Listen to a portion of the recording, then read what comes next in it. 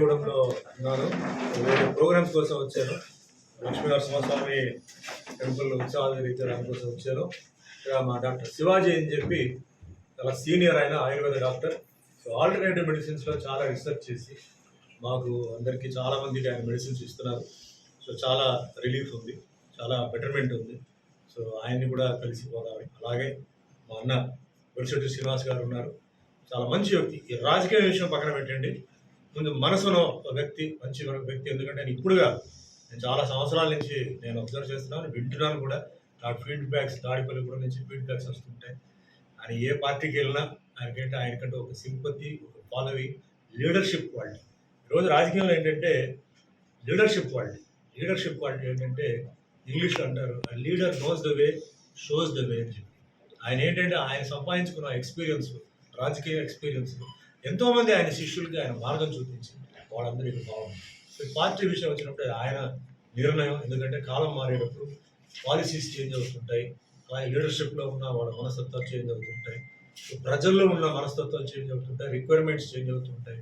So caste, community, religion ఇది చూసుకోవాలి, betterment చూసుకోవాలి. ఎవరు ఫాస్ట్గా వెళ్తున్నారు, ఎవరికి ప్రజలకి ఎవరి మీద ఎక్కువ మోజు ఉంది, ఒక నమ్మకం ఉంది, ఒక ఫెయిత్ ఉంది, ఒక హోప్ ఉందో దాని మీదనే వెళ్ళాలి. సో నేను నా పాలసీ కూడా అంతే. సో నేను ఇప్పుడు యాజ్ టీజ్ ఏంటంటే ఆంధ్ర పాలిటిక్స్లో లేను, కానీ ఆంధ్ర పాలిటిక్స్ మొత్తం నేను అబ్జర్వ్ చేస్తున్నాను. వాళ్ళ కాంబినేషన్స్, వాళ్ళ చేంజెస్ ఏమేమి జరుగుతున్నాయి. ఎందుకంటే తెలుసుకోవడం తప్పేం లేదు.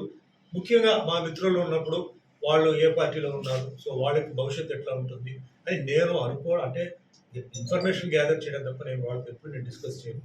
ఎందుకంటే ఏ పార్టీలో అయినా సరే మా మిత్రులు, ముఖ్యంగా మా సినిమా వాళ్ళు ఏ పార్టీలో ఉన్నారో వాళ్ళు గెలవాలని మనస్ఫూర్తిగా నేను అనుకుంటున్నాను. తర్వాత వాళ్ళు ఏ పార్టీ అలయన్స్లో ఉంటారో పోతారో తెలియదు. ఎందుకంటే పార్టీ ఎలక్షన్ ముందు ఒక రకంగా ఉంటారు, పార్టీ ఎలక్షన్ అయిన తర్వాత ఇంకో రకంగా ఉంటారు. కొన్నిసార్లు అభ్యర్థులు గెలుస్తారు, పార్టీ ఓడిపోతుంది, పార్టీ గెలుస్తుంది, అభ్యర్థులు ఓడిపోతారు. కొన్నిసార్లు రెండు జరుగుతాయి, ఇద్దరు గెలుస్తారు, ఇద్దరు ఓడిపోతారు. సో అది వేరే సబ్జెక్ట్. సో మనకి సంబంధం లేదు. మనకేంటంటే మన మిత్రులు, మన వెల్విషర్స్ బాగుండాలి. అలాంటి వాళ్ళు ఎక్స్పీరియన్స్ వాటి బొలిశెట్టి శ్రీనివాస్ గారు లాంటి వాళ్ళు ఉండాలి, వాళ్ళు గెలిపించాలి. ఎందుకంటే ఇలాంటి మనిషి మనకేంటంటే ఇప్పుడుగా ఆయన ఇంటికి నాకు తెలుసు, ఎవరైనా సరే, పేదవాళ్ళు వచ్చినా సరే, ఎవరు వచ్చినా సరే, అర్ధరాత్రి వచ్చి కలుపుకుంటే ఏదైనా ఫోన్ చేసినా ఆయన వేసి రెస్పాన్స్ ఇచ్చింది ఇప్పుడు కాదు, నాకు అప్పటి నుంచి నాకు తెలుసు. ఇలాంటి వాళ్ళు కావాలి ప్రజలకు. నేను చెప్పేది ఒకటి, ఎవరైతే మీకు సాయం చేశారో వాళ్ళు మర్చిపోవద్దు. మళ్ళీ అలాంటి మనుషులు మీకు దొరకదు. చెప్తారు మీటింగ్లో, ఆ కబుర్లు ఈ కబుర్లు చెప్తారు, అవాస్తవాలను తెలుసుకోండి. గూగుల్ నొక్కండి, అది చెప్పి నిజమా కాదని తెలుసుకోండి. ఎవరిని అడగద్దు. నీకు తెలివితేటలు ఉంది. ఒకప్పుడు ఏంటంటే ఇంత తెలివితేటలు లేదు, మీరు వాళ్ళ దగ్గరికి వెళ్ళి ఏమన్నా చెప్పింది నిజమా, ఇది జరుగుతాయని చెప్పేసి మీరు మోసపోయారు. ఈసారి అది అవసరంలా, మీకు తెలుసు ఎవరు చేస్తారు, ఎవరు చేయరని. బొలిశెట్టి శ్రీనివాస్ లాంటి ఒక మంచి నాయకుడిని మీరు ఎన్నికలను గెలిపిస్తే తప్పకుండా ఆయన పోరాడతాడు. ఒకవేళ గవర్నమెంట్ కూడా చేయలేని పరిస్థితిలో తన జోబు నుంచి సొంతంగా తీసి ఖర్చు పెడతాడు. ఇది నాకు తెలుసు. ఇలాంటి వాళ్ళు మనకు కావాలి. అంతేగాని గవర్నమెంట్ చేయలేదు, నేను ఎంపీ గారికి చెప్పాను, మంత్రి గారికి చెప్పాను, సీఎం గారి దగ్గర కలవాలి, నో. బొలిశెట్టి శ్రీనివాస్ అలాంటి మనిషి కాదు. ఆయన ఆల్రెడీ ప్రూవ్ చేశారు.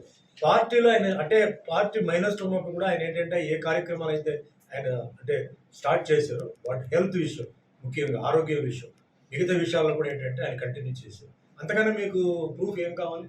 లేనప్పుడే అంత చేసిన మనిషి రేపు ఆయన పదవికి వస్తే ఎంత చేస్తాడు ఒకసారి ఊహించుకోండి. కాబట్టి ఒక మంచి మిత్రుడుగా, ఒక మంచి అన్నయ్యగా, నేను అన్నయ్య చెప్పవచ్చు, వయసును కొంచెం కంట్రోల్ చేసుకోవచ్చు. కాబట్టి ఆయన మీరు గెలుపాలి. నాకు చాలా ఎప్పుడైనా ఎవరైనా తాడేపల్లిగూడెం నుంచి మా కరాటే పోటీకి ఎలా వస్తుంటే నేను ఫస్ట్ అడిగేది ఆయన గురించి.